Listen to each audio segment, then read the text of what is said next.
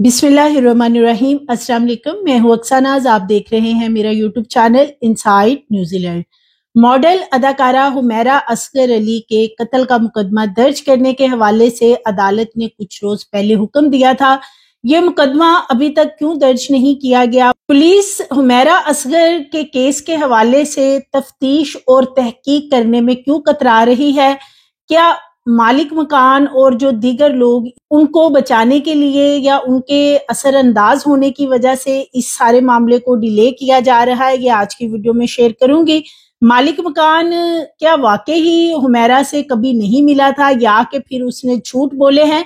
हुमैरा का WhatsApp data सामने आ चुका है और इसके अंदर बहुत सी चीजें अब सामने आ गई हैं।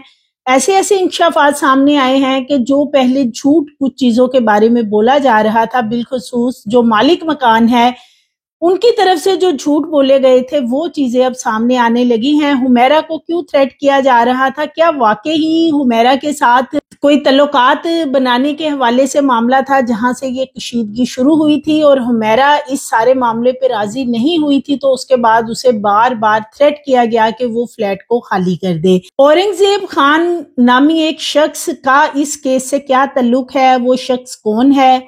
सलेमान शख्स कौन है? ये इनके हवाले से पुलिस ने अपनी रिपोर्ट में क्या चीजें मेंशन की हैं, और अगर ये सब चीजें पुलिस के इल्म में हैं तो इसके बावजूद इसका मुकदमा दर्ज क्यों नहीं किया जा रहा? हालांकि अदालत ने इसका ऑर्डर भी जारी किया है कि रियासत अपनी मदियत में मुकदमा दर्ज कर ले, हुमैरा के घर वालों को शामिल तफ्तीश किया जाए, उनके बयानात कलमबंद किए जाएं, लेकिन ताहाल इस हवाले से मुकम्मल खामोशी है। और इस हवाले से पुलिस का क्या कहना है? मालिक मकान का हुमैरा के साथ जैसे कि 2018 में एग्रीमेंट हुआ था कि 1 साल के लिए हुमैरा ने ये फ्लैट रेंट पे लिया था, जो कि कराची इत्तेहाद कमर्शियल डिफेंस के एरिया में ये फ्लैट किराए पे हासिल किया गया था, जो कि 1 साल की मुद्दत के लिए एग्रीमेंट किया गया था। लेकिन ऐसा क्या हुआ कि अभी 1 साल की मुद्दत भी मुकम्मल नहीं हुई थी। 8 माह के अरसे के बाद ही मालिक मकान मीर वाइज खान, इनकी तरफ से नोटिस दिया गया कि मकान खाली कर दिया जाए, और इसकी व्हाट्सएप चैट सामने आ चुकी है। व्हाट्सएप चैट में ये चीजें क्लियरली सामने आ रही हैं कि हुमैरा ने जब ये फ्लैट लिया था उसके 8 महीने बाद ही तनाजात शुरू हो गए थे। जो ये झूठ बोला जा रहा था कि ये तनाजात जो हैं ये किराया ना देने की वजह से, इंक्रीमेंट ना लगाने की वजह से शुरू हुए थे, तो ये चीजें तो अब सारी झूठ साबित हो रही हैं इस व्हाट्सएप डेटा के बाद, क्योंकि इसमें कोई ऐसी चीज तो सामने नहीं आ रही, क्योंकि 40,000 रुपये माहाना रेंट तय किया गया था, जो कि अभी 8 माह का अरसा गुजरा था और उसका इंक्रीमेंट भी अभी स्टार्ट नहीं हुआ था, जो कि 1 साल बाद 2019 में शुरू होना था। लेकिन फिर ये झगड़ा किस बात पे शुरू हुआ? ये सारा मामला इतना खराब क्यों हुआ कि थ्रेट किया जा रहा था और ये भी कहा जा रहा था कि अगर वो कहीं बाहर होती थी, जैसे कि शूट वगैरह पे 2018 में या 19 में हुमैरा कराची से बाहर गई, तो उसको ये भी मैसेजेस किए गए मालिक मकान की तरफ से, और जो प्रॉपर्टी डीलर हैं उनके भी कुछ व्हाट्सएप चैट का डेटा सामने आ रहा है, जो कि हुमैरा से ये कहते रहे चैट में कि वो इस फ्लैट में वापस ना आए, अब उसे ये फ्लैट हर सूरत खाली करना होगा, और जो मालिक मकान है उन्होंने खुद यहाँ पे शिफ्ट होना है। यानी कि उनका कोई तरीका था कि किसी तरीके से इस फ्लैट को खाली करवाया जाए। अब इनके जो हमसाये जो यहाँ पे बहुत अरसे से रहाइश पजीर हैं, वो ये बताते हैं कि ये जो मालिक मकान है, असल जो मालिक मकान है वो है औरंगजेब खान। औरंगजेब खान के नाम ये प्रॉपर्टी थी। जब ये बिल्डिंग बनाई गई थी तो ये औरंगजेब खान के नाम पे थी। फिर उसने अपनी अहलिया सफिया के नाम पे इसको ट्रांसफर कर दिया, और सफिया खुद यहाँ पे कभी नहीं आई थी। इस बिल्डिंग के अंदर जितने भी वहां पे रहायशी लोग हैं जिन्होंने किराए पे फ्लैट ले रखे हैं, वो कहते हैं कि वो ना तो कभी सफिया से मिले, ना उन्होंने कभी सफिया को देखा, और ना ही उसने टेलीफोनिकली कभी किसी भी किराएदार से बात की। इसका जो किराया नामा तय किया जाता था, जो एग्रीमेंट किया जाता था, वो किया जाता था मीर वाइज खान की तरफ से, और मीर वाइज खान जो है वो सफिया का भाई है। और ये तमाम तर जो मामला है ये صفیہ نے اپنے بھائی کے ہاتھ کیا ہوا تھا، یعنی رینٹ والا معاملہ، جو اورنگزیب خان ہے جس کے نام یہ پراپرٹی تھی اور پھر اس نے اہلیہ کے نام پہ ٹرانسفر کی، تو اورنگزیب خان اس سارے معاملے میں کہیں بھی دکھائی نہیں دیتے ہیں۔ فلیٹ کے تمام معاملات کو، خواہ وہ مینٹیننس کے معاملات ہوں، خواہ وہ کسی کے ساتھ کرایہ نامہ طے کرنا ہے، وہ تمام چیزیں جو میر وائز خان کی طرف سے طے کی جاتی تھی۔ اس لیے میر وائز خان کو بجائے کہ وہ سامنے آ کے یہاں پہ وہ بتاتے کہ اصل کیا معاملہ تھا، کیا تنازع تھا حمیرہ اصغر کے ساتھ ان کا، اور بار بار وہ نوٹسز کیوں بھیج رہے تھے، اور اگر مارچ 2024 میں عدالت کی طرف سے ایک آرڈر جاری کیا گیا تھا کہ فلیٹ کو خالی کروا لیا جائے، تو پھر جولائی کے مہینے کا کیوں انتظار کیا گیا، پھر مارچ میں ہی یہ دروازہ کیوں نہیں اوپن کروایا گیا؟ یہ بھی بہت بڑا سوال ہے۔ کیا انتظار کیا جا رہا تھا کہ جو ڈیڈ باڈی ہے وہ اس پوزیشن میں چلی جائے کہ اس کے جب ٹیسٹ وغیرہ کیے جائیں تو کوئی بھی چیز فرانزک ٹیسٹ میں یا کیمیکل ایگزامینیشن میں سامنے نہ آ سکے؟ تو چونکہ ان تمام سوالات کے جوابات جو مالک مکان ہے یعنی میر وائز خان، کیونکہ تمام کرتا دھرتا وہی ہے اس بلڈنگ کے اندر، تو اس کا سامنے آنا بہت ضروری تھا، وہ بھی غائب۔ اسی طرح جو اورنگزیب خان ہے جو پہلے مالک تھا اس کا اور پھر اس نے اپنی بیوی کے نام یہ بلڈنگ ٹرانسفر کی، وہ بھی غائب ہے، اور اس کی بیوی صفیہ وہ بھی غائب ہے۔ تو یہ تین لوگ جو ہیں، اس کے ساتھ ساتھ دو پراپرٹی ڈیلر ہیں، ایک کا نام سلیمان ہے اور ایک کا نام اقبال ہے، یہ بھی دونوں غائب ہیں۔ سلیمان اور اقبال جو ہیں، ان کے بھی کچھ میسجز سامنے آئے ہیں جو کہ انہوں نے حمیرہ کو کیے ہیں کہ بلڈنگ میں وہ نہیں آئے گی، وہ فلیٹ میں داخل نہیں ہو سکتی، تو وہ اس کو ہر صورت خالی کرے، یہاں پہ مالک مکان خود شفٹ ہونا چاہتے ہیں۔ انکریمنٹ کا معاملہ بھی وہ کہتے ہیں نہیں ہے، کرائے کا معاملہ بھی نہیں ہے، کیونکہ ابھی تو ان کا کرایہ 2019 میں جا کے انکریمنٹ اس میں شامل ہونا تھا، اور پھر وہ 10% انکریمنٹ شامل کر کے تو مالک مکان کو کرایہ حمیرہ کی طرف سے دیا جانا تھا۔ لیکن 8 مہینے بعد ہی یہ سارا معاملہ شروع ہو جاتا ہے، اور یہ پھر دسمبر 2018 سے ہی تنازعات شروع ہو گئے تھے۔ ایک پرانے ان کے نیبرز میں جو ہمسائے بہت پرانے رہ رہے ہیں، وہ بتاتے ہیں کہ حمیرہ کے ساتھ یہ جو میر وائز خان ہے، یہ کچھ کریکٹر کے حساب سے بندہ ٹھیک نہیں ہے۔ ان کو ایسا لگتا ہے کہ ہو سکتا ہے کہ اس نے حمیرہ کے ساتھ کوئی ایسے تعلقات بنانے کے حوالے سے کوئی کوشش کی ہو کہ وہ ایک شاید کوئی اداکارہ ہے، ایکٹریس ہے، ماڈل ہے، تو اس کے ساتھ کوئی معاملات وہ اپنے سیٹل کر لے گی۔ اس نے سٹارٹنگ میں ہی انکار کیا یا اس کی کسی بات کو نہیں مانا، تو اسی وقت ہی اس نے ایک جواز بنا لیا کہ اس فلیٹ کو خالی کروانا ہے۔ تو پھر یہ جو پراپرٹی ڈیلر تھے ان سے بھی میسجز کرواتا رہا ہے، اور خود بھی اس کے بہت سے واٹس ایپ میسجز ہیں جو کہ اب سامنے آ گئے ہیں کہ یہ باقاعدہ تھریٹ کر رہا ہے، نوٹسز بھجوا رہا ہے، نوٹسز کی سکرین شاٹ ہیں وہ بھی سینڈ کر رہا ہے، اور اسی طرح جو ڈور ہے اس کے اوپر جو 2021 میں مختلف نوٹسز چسپاں کیے گئے تھے ان کی بھی تصاویر بنا کر اس نے حمیرہ کو سینڈ کر رکھی ہیں۔ تو اس کی ان باتوں سے ایک اس کا جھوٹ واضح ہو گیا، جو یہ کہتا ہے کہ جی میں تو کبھی حمیرہ کو دیکھا نہیں اور ملا نہیں۔ ان کے ہمسائے یہ بتاتے ہیں کہ اکثر و بیشتر یہ آتا تھا فلیٹ میں، اور اس کی حمیرہ کے ساتھ کافی زیادہ انبن رہتی تھی۔ جھگڑیا اس لیول پہ بھی ان کا جا چکا ہے کہ بہت سے لوگ بھی وہاں پہ جو فلیٹ سے ملحقہ رہائشی علاقہ ہے وہاں کے اکٹھے ہو جاتے تھے جب یہ کافی زیادہ شور شرابہ یہاں سے جاتا تھا۔ اور حمیرہ کو بھی لوگ بتاتے ہیں کہ انہوں نے بہت کم دیکھا کہ وہ اپنے کام سے باہر گئی، واپس آتی تھی، کسی سے اس کی سلام دعا نہیں تھی، وہ سیدھا اپنے فلیٹ میں چلی جاتی تھی۔ لیکن اگر کسی نے اس کو دیکھا بات چیت کرتے ہوئے تو وہ اسی میر وائز خان کے ساتھ ہی اس کا جو جھگڑا وغیرہ ہوتا تھا تب ہی اس کو لوگ زیادہ دیکھتے تھے۔ تو اس کا یہ کہہ دینا کہ اس نے اسے کبھی دیکھا نہیں تھا، کبھی ملا نہیں، تو یہ اس کی بات جھوٹ ہے مکمل۔ بلکہ اس حوالے سے جو ان کے قریبی ہمسائے ہیں ان سے بہت جلد میں کچھ ٹاک اس حوالے سے وہ بھی آپ سے شیئر کروں گی کہ انہوں نے کیا بتایا ہے کہ یہ کتنی دفعہ مہینے میں وہاں پہ چکر لگاتا رہا ہے۔ لیکن جب یہ سارا معاملہ ہو جاتا ہے، یعنی کہ حمیرہ کو ٹھکانے لگانے والا معاملہ، تو اس کے بعد یہ جو مالک مکان ہے پھر اس نے کبھی بھی کوئی وہاں کھڑے ہو کے ایسی بات نہیں کی کہ حمیرہ یہاں موجود ہے یا وہ کہیں گئی ہوئی ہے، جیسے کہ انہوں نے پھر بعد میں گراؤنڈ بنائی کہ ہم نے سمجھا وہ تو شوٹنگ کے لیے گئی ہوئی ہے. تو اس ٹاپک پہ دوبارہ اس فلیٹ کے اندر بات ہی نہیں ان کی طرف سے کی گئی. حالانکہ اسمیل بھی آ رہی تھی، چوکیدار کو اسمیل آئی، نوکرانی جو ہے وہ بھی کسی حد تک اس سارے معاملے میں بہت مشکوک ہے، جو کہ فلیٹ کو بڑا اچھے طریقے سے صاف کیا گیا تھا. یہ بھی ان کے کئی ہمسائے یہ بتاتے ہیں کہ جو حمیرہ کے فلیٹ کا لاک ہے وہ بھی تبدیل کیا گیا تھا. انہوں نے وہ لاک کیوں چینج کیا، کیا وجوہات تھی اس کی؟ ایک تو اس کا مقدمہ درج ہو، پھر اس کی تحقیقات ہو، دوسرا اس میں جو سی سی ٹی وی کیمراز ہیں وہ کیوں اتارے گئے کچھ مہینے پہلے، وہ بھی جاننا بہت ضروری ہے.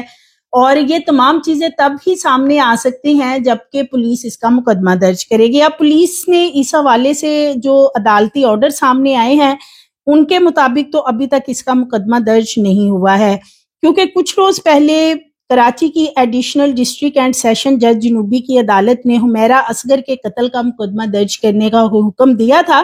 درخواست میں موقف اختیار کیا گیا تھا کہ حمیرہ کو قتل کیا گیا ہے اور متعلقہ افراد بشمول ان کے میک اپ آرٹسٹ کو بھی تحقیقات میں شامل کیا جائے، اور جو حمیرہ کے گھر والے ہیں ان کے بیانات لیے جائیں، انہیں شامل تفتیش کیا جائے اور اس کی ایک رپورٹ عدالت میں جمع کروائی جائے انویسٹیگیشن کر کے. عدالت نے درخواست گزار کے وکیل اور پولیس رپورٹ کا باقاعدہ جائزہ لیا تھا، اور یہ جائزہ کوئی ایسے نہیں تھا کہ صرف ایک سرسری جائزہ ہوتا ہے. کئی گھنٹے اس رپورٹ کو چیک کیا گیا ہے اور اس کے بعد جا کے پھر یہ ڈیسیژن عدالت کی طرف سے دیا گیا، کیونکہ سماعت میں وقفہ بھی اسی لیے کیا گیا تھا کہ جتنا بھی دستیاب ریکارڈ ہے اس کی روشنی میں یہ قابل دست اندازی جرم بنتا ہے، یعنی یہ قتل کا مقدمہ اس پہ درج ہونا چاہیے. تو حمیرہ اصغر کے اہل خانہ اور ریاست کی مدیت میں بیان ریکارڈ کر کے مقدمہ درج کیا جائے. حمیرہ اصغر کی ڈیڈ باڈی جیسے کہ 8 جولائی کو کراچی کے اتحاد کمرشل کے ایک فلیٹ سے برآمد ہوئی تھی، جب کرائے کی عدم ادائیگی پر مالک مکان عدالت پہنچا اور عدالتی بیلف کے ذریعے اس نے دروازہ توڑوایا تھا. تو جو ڈیڈ باڈی کی اس وقت صورتحال تھی وہ مکمل ڈیکمپوز کے آخری مرحلے میں تھی، اور تقریباً 8 سے 9 ماہ بتایا جاتا تھا جی اس ڈیڈ باڈی کو ہو چکے ہیں. حمیرہ اصغر کے بارے میں پولیس نے عدالت کے اندر یہ بھی ایک بہت بڑا جھوٹ بولا ہے کہ حمیرہ اصغر جو ہے وہ مالی مشکلات کا شکار تھی، اس وجہ سے اس نے خودکشی کی ہے. یعنی کہ جو پولیس نے اپنی رپورٹ جمع کروائی عدالت کے اندر، اس میں پولیس نے اس سارے معاملے کو ایک خودکشی کا رنگ دینے کی بھی کوشش کی ہے کہ حمیرہ مالی پریشانیوں کا شکار تھی، اس لیے اس نے لگتا ایسا ہے کہ خودکشی کی ہے. حالانکہ دوسری طرف یہ جو واٹس ایپ چیٹ اب سامنے آئی ہے، اور اسی طرح جو مالک مکان، چوکیدار اور یہ سامنے فلیٹ کے ہمسائے جو کہ 5 ماہ چھٹیاں گزارتے رہے ہیں، اور ان کے بیانات بھی متضاد ہیں ایک دوسرے سے، لیکن ان تمام چیزوں کا حل صرف اور صرف یہی ہے کہ اس کی صاف شفاف تحقیقات کی جائیں، اور اصل قاتل جو ہے، جو کہ لوگوں کو لگتا ہے کون ہے قاتل، تو اس تک پہنچنے کے لیے اس میں ان تمام لوگوں کو شامل تفتیش اسی طریقے سے کیا جائے جیسے کہ دیگر ملزمان کو کیا جاتا ہے. تو 2018 میں ہی یہ سارے ان کے جھگڑے وغیرہ کا معاملہ شروع ہو چکا تھا، اور اس کی وجہ یہی بتائی جاتی ہے کہ یہ مالک مکان کی نیت خراب تھی میر وائس خان کی، اور یہ کوئی تعلقات وغیرہ والا معاملہ جو ہے جب اس نے وہ کرنا چاہا اور حمیرہ شاید اس کی کسی بات میں اس وقت نہیں آئی، تو پھر اسی وقت ہی اس نے یہ گراؤنڈ بنا لی تھی. بلڈنگ کا اصل مالک جو ہے وہ اورنگزیب خان ہے، اور وہ ابھی تک غائب ہے. چلے میر وائس خان کے تو یہ جو میسیجز ہیں انہیں پڑھ کے یہی لگ رہا ہے کہ یہ شخص کافی مشکوک ہے، تو جو اورنگزیب خان ہے وہ کہاں غائب ہے، وہ کیوں نہیں سامنے آیا؟ کوئی تو ایٹ لیسٹ ان میں سے سامنے آتا اور آ کے میڈیا کے سامنے آ کر کوئی کسی سوال کا ایٹ لیسٹ جواب دیتا. باقاعدہ جو کرایہ نامہ اس کا طے کیا گیا ہے وہ میر وائس خان کی طرف سے کیا گیا. جتنے بھی وہاں پہ رہائشی لوگ ہیں وہ یہی بتاتے ہیں کہ جو صفیہ اورنگزیب ہے نہ ان کو کوئی جانتا ہے، نہ ان کے نام کا یہاں پہ کسی کو پتا ہے. جتنے بھی اسٹامپ پیپر یعنی کرائے نامے یہاں پہ طے کیے گئے ہیں وہ تمام کے تمام میر وائس خان کے نام پہ ہیں، اور یہی کرایہ لوگوں سے ماہانہ وصول بھی کرتے ہیں. تو ان کا یہ کہنا ہے، جو وہاں پہ ہمسائے ہیں اور کافی پرانے بھی ہیں، وہ کہتے ہیں کہ یہ بندہ کئی دفعہ مہینے میں اس بلڈنگ میں آتا تھا. ایسا کوئی معاملہ نہیں ہے کہ یہ کبھی بلڈنگ کی طرف نہیں آیا یا اس کو کسی بات کا پتہ نہیں تھا. یہ لوگ ایک ایک چیز کا خیال رکھتے ہیں. بلڈنگ کی جو مینٹیننس کمیٹی بنائی گئی ہے وہ لوگ ایک ایک چیز کو پراپر دیکھتے ہیں. اور حمیرہ کا فلیٹ بند تھا، سمیل آ رہی تھی یا جو بھی معاملات تھے، بجلی کٹوا دی گئی تھی، گیس اور اسی طرح پانی کا کنیکشن وغیرہ. تو یہ پھر ان کی کوئی ملی بھگت ہے کہ جو یہ تمام کام ہونے کے باوجود یہ خاموش رہے ہیں اور انہوں نے فلیٹ کو نہ خود کھولا اور نہ جاننے کی کوشش کی. تو یہ معاملہ جو ہے وہاں کے لوگ بھی بتاتے ہیں کہ کافی مشکوک ہے. حمیرہ کی فلیٹ سے جو پیالوں کے اندر سفید پاؤڈر ملا تھا، جسے کے بعد میں سمندری نمک بنوایا گیا یا سمندری نمک کہا گیا، کیا اس کی کوئی فرانزک کروائی جائے گی دوبارہ سے؟ جیسے کہ یہ تمام ٹیسٹ جو ہیں یہ کراچی سے کروائے گئے ہیں اور ان رپورٹس کے اوپر اس لیے عدم اعتماد کا اظہار کیا جا رہا ہے کہ یہ جو رپورٹس ہیں، ہو سکتا ہے کہ جتنے یہ بااثر لوگ ہیں اس سارے معاملے کے پیچھے، انہوں نے یہ رپورٹس بھی تبدیل کروانے کی کوشش کی ہو کہ کوئی بھی چیز اصل میں جو سچ ہے وہ سامنے نہ آ سکے. تو یہ جو تحقیقات ہیں یا جتنے بھی یہ رپورٹس ہیں یا جو نمونے لیے گئے تھے حمیرہ اصغر کی ڈیڈ باڈی سے یا فلیٹ سے، تو وہ لاہور فورینزک لیبارٹری میں کیوں نہیں بھجوائے گئے ہیں؟ ان کا یہاں سے تجزیہ کیوں نہیں کروایا گیا؟ اہم نقطہ ہے، اور یہ نقطہ اٹھایا ہے جو حمیرہ کے دوست ہیں، جنہوں نے کہ پہلے بھی ایک درخواست دائر کی تھی کہ حمیرہ کا قتل کیا گیا ہے اور اس کی انویسٹیگیشن کی جائے، جس کے اوپر کہ قتل کا مقدمہ درج کرنے کا حکم تو دیا گیا ہے. اب وہ یہ بھی سوال اٹھا رہے ہیں کہ جتنے بھی یہ تجزیے کروائے گئے ہیں یا کہہ رہے ہیں کہ کیمیکل کی رپورٹ یا اسی طرح جو فرانزک کی رپورٹس وغیرہ ہیں، تو اس کے لیے لاہور لیب جو ہے وہاں پہ یہ تمام چیزیں بھجوائی جائیں اور وہاں سے ان کا پروپر تجزیہ کروایا جائے تاکہ اصل جو رپورٹ ہے وہ سامنے آ سکے. کیونکہ جو حمیرہ کے دوست ہیں وہ یہ کہتے ہیں کہ ایسا ہو نہیں سکتا کہ وجہ موت سامنے نہ آ سکے. تو ہڈیوں کے جو ٹیسٹ ہوتے ہیں ان سے بہت سی چیزیں ان کا کہنا ہے کہ سامنے آ جاتی ہیں، لیکن اگر رپورٹ اصل ہوگی تو تب ہی ان تمام چیزوں کا پتہ چل سکے گا. حمیرہ اصغر کا فون 2024 تک استعمال ہوتا رہا. میک اپ آرٹسٹ دانش مقصود یہ چیز بتا چکے تھے، لیکن اب وہ خاموش ہیں، غائب ہیں. ان کو بھی انویسٹیگیشن میں شامل کرنے کے لیے باقاعدہ عدالتی حکم نامے میں لکھا گیا ہے.